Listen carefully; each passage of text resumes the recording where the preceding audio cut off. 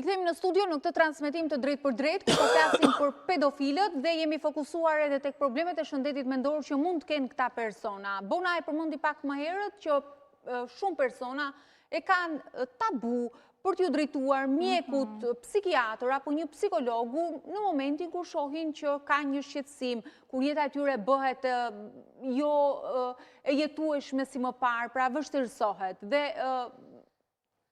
kam përshtypjen që personat të tillë janë të shumtë që e kanë tabu, që duhet ta heqin këtë tabu dhe duhet i drejtohen mjekut në të gjitha momentet ku e shohin që jeta e tyre po vështirësohet dhe nuk është më si më parë. Zgjidhja vetme është mjeku. Tani me këto raste i kemi prezent fatkeqësisht dhe nuk dim më se çfarë të bëjmë. Ne folëm, i analizuam se çfarë janë ata, çfarë duhet bërë që rastet të tilla të mos përsëriten më, që rastet të tilla të mos transmetohen thjesht, po bëhet një emision dhe kaq.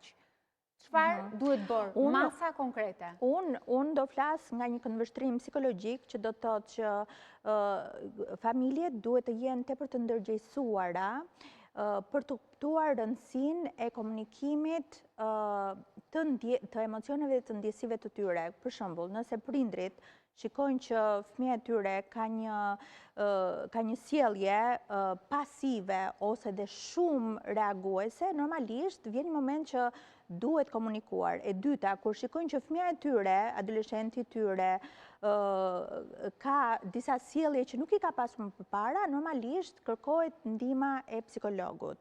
E treta, duhet që edhe në marrëdhëniet martësore, burr, grua, që është shumë e rëndësishme që kur shikohet që ka një marrëdhënie të pashëndetshme, një marrëdhënie toksike, marrëdhënie ku ekziston një dhunë, që në këtë rast gruaja të jetë e guximshme për të kërkuar ndihmë. Sepse ka raste që nënat, gratë jetojnë një marrëdhënie me burrat e tyre që e lejojnë sepse kanë frikë të flasin, kanë frikë të kërkojnë ndihmë, Frikë nga se?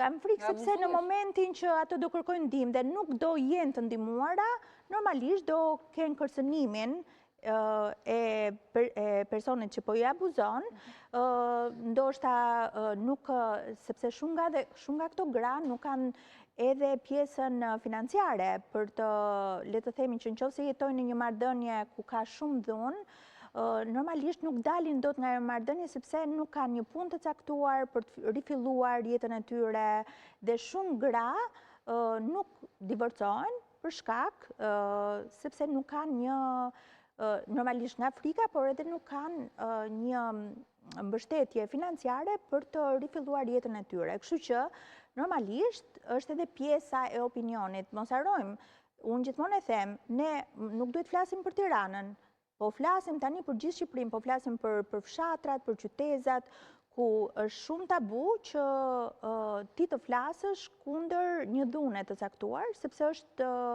njerëzit gjithmonë do thonë që ti duhet qëndrosh me person sepse ti ke fëmijë, ne e dëgjojmë shpesh, pra nuk duhet të bësh asnjë veprim tjetër sepse ti duhet rritësh fëmijët e tu, kështu që çfarë ndodh? Fëmijët shikojnë babain që abuzon nënën dhe rriten me këtë lloj sjellje dhe u duket shumë normale.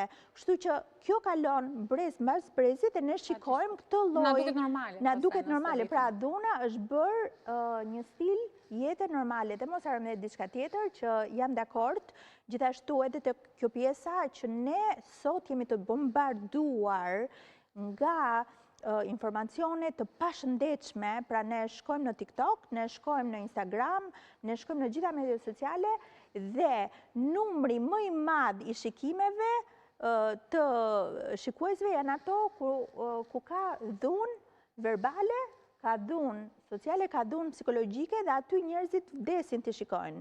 Pra, do të thënë, kur ne shikojmë këtë lloj normalizimit të dhunës, normalisht që vizualiteti e çon këtë mendim në mendjen tonë, e bën shumë normale dhe pastaj ky mendim kthehet në veprim.